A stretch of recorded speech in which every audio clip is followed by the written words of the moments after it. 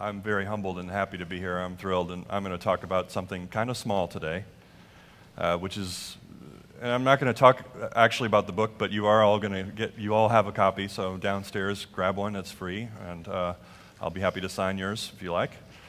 But I want to talk about starting in the middle. I'm an artist. I like to start with a blank slate. I love, having a blank canvas, but the truth is you're always in the middle of something.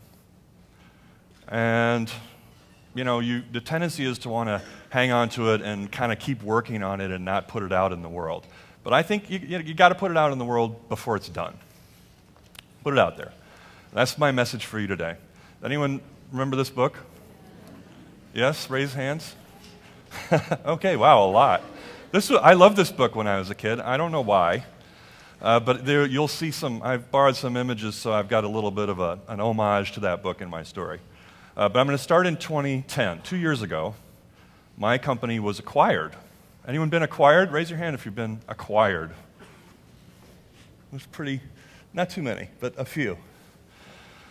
It's an interesting experience to be a company that's acquired by a larger company. My company was acquired by a company called the Dachis Group. Now, I was a change management consultant, so I was also, like Susan, in the transformation business. I would say I still am somewhat in the transformation business. And one of the truisms from that business is 70% of change initiatives fail. So if, the reason for the change management or transformation business is because most big change initiatives fail. And so we're in the business of trying to give them a chance of being more successful.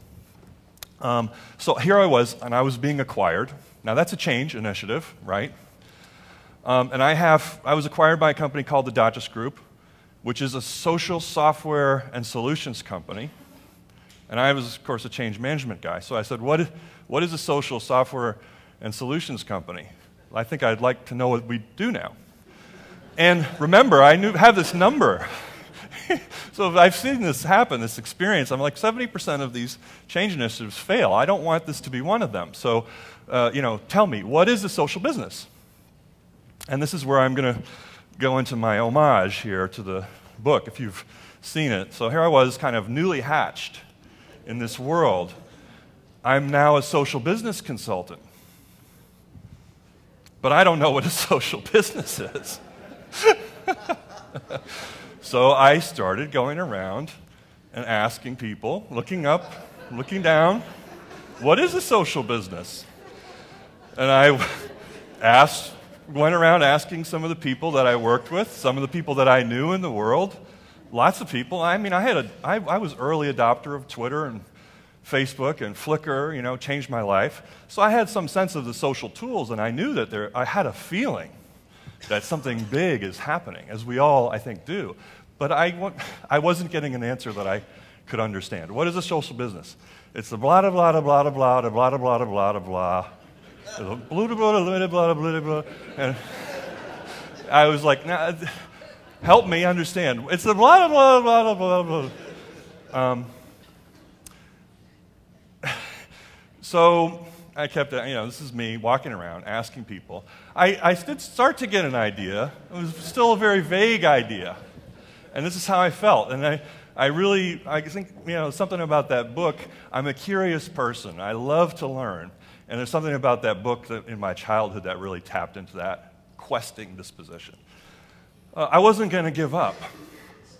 I read a lot of books. And I talked to a lot of people. And I was starting to get an inkling after maybe 6 months. I was starting to get an idea, but it was still a very vague idea. And this guy, my CEO, Jeff Dachis, CEO of the Dachis Group, said to me, hey, Dave, we're going to have this social business summit, and we want you to get up on stage. That's me in the third down from the top and third across from the left. You're going to get up and tell people what a social business is. You're going to be the expert. And talk about a horrifying moment. So I really had to figure this out. I mean, this is a problem. I had to figure it out. And I had a deadline. February something or March, whatever it was. It was coming up soon. So I'm going to come back to this idea of starting in the middle. The timer isn't actually going, so anyway, I'm just going to go through it. I timed it last night. It's 13 minutes, so it should be okay.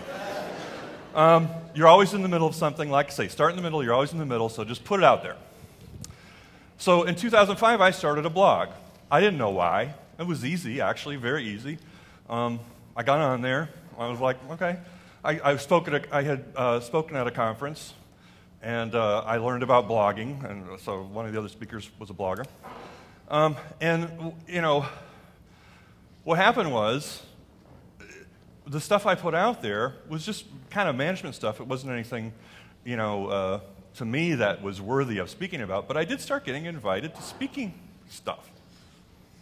And so I was flying around the world giving talks, and so people, this is the thing about a book, people started asking me, I'd give a talk and they'd be like, is there a book? Where do I go to learn more about what you just talked about? This is kind of, you know, tell me more. Do you have a reading list? And I didn't have a reading list. I didn't have a book. So the blog, in a way, was putting things out there, right? You don't know what's going to lead to, and suddenly people are interested. And I found out I was a GTD person. I didn't know what GTD was, but apparently I was a GTD blogger, getting things done. I learned the term. Books are out there. One of these events I went to, I was privileged to visit Cambridge University in England. I met this guy, his name is Alan Blackwell, professor there. Someone I had written about in my blog. I was really excited to meet him, and he told me, I told him I was writing a book, and he told me a joke. It's a professor joke, so it might not be that funny. But it was a learning moment for me, so I'm going to share the joke with you.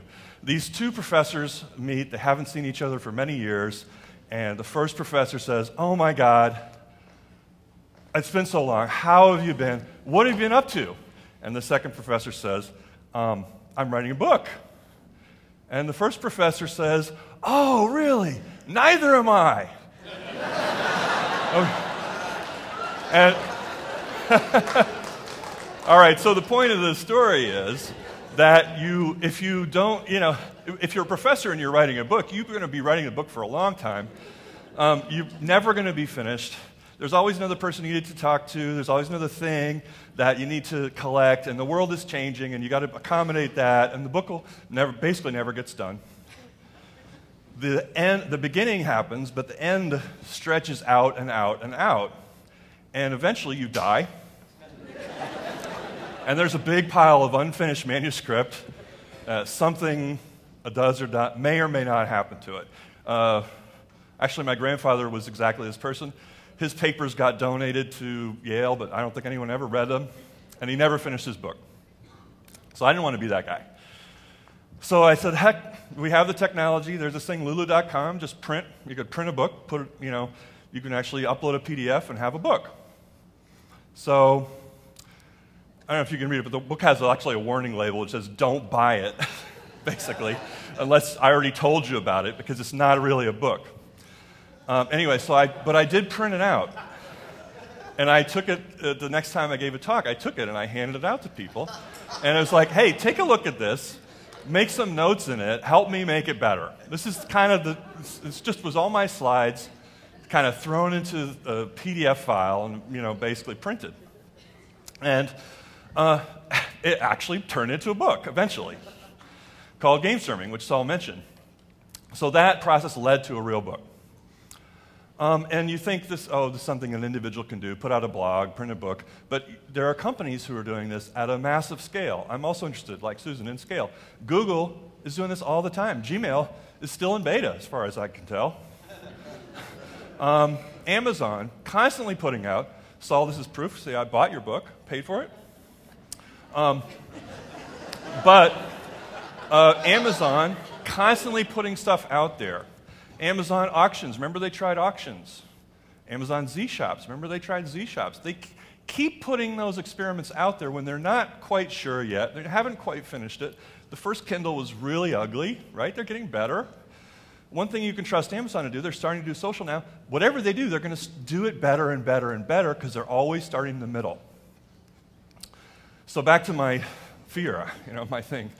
So I was reading all these books, right, talking to people. I started to get an idea. I started to have a sense that this is actually a really big idea. And this social business is actually a huge thing. And it started to actually get obvious to me. So then you're going to go up and say, then you're like, okay, I'm going to go up and talk, and I'm either going to say something that's really obvious, everyone already knows this, and it's going to sound stupid, or it's going to be wrong, maybe. I might be wrong. Or maybe it'll be something that's kind of interesting. So what do you do? Again, start in the middle, right? Put it out in the world. I took my talk and I wrote a blog post, and I put the blog post out there to get some feedback, to test it. And people actually did like it. I got more comments. The blog post was about 2,000 words long, and I got 8,000 words of comment on it. I just did that yesterday to do the word count. And you know what I learned? I learned, you know, everything from this is brilliant to this is obvious to, well, you have to read this. If you haven't read this, this, and this, you got to read this, this. I got all the books that I hadn't read yet, I got told to read. This was already said here, it was already said there. But I mean, one of my favorite comments was from Tim O'Reilly, a publisher, who said, I want to make this into a book. Now, I wasn't trying to write a book. But that became the Connected Company. Now, I'm happy to tell you that I now do know what we do.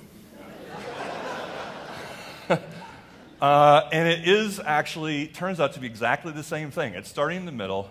If you're a large company and you're not Google or Amazon, and you have to put that stuff out in the world and get those comments and that feedback, we've got, you know, software and solutions that do that. So, start in the middle. It's been saying 15 minutes the whole time I've been up here, so I have no idea where I am. You're always in the middle of something. Put it out there. And I'm not going to ask you to buy my book, because I'm giving you my book. And it's out there for you. And if anyone would prefer a Kindle version, just give me your business card, and I can get that to you too. Or PDF, or however you want it. Thank you very much.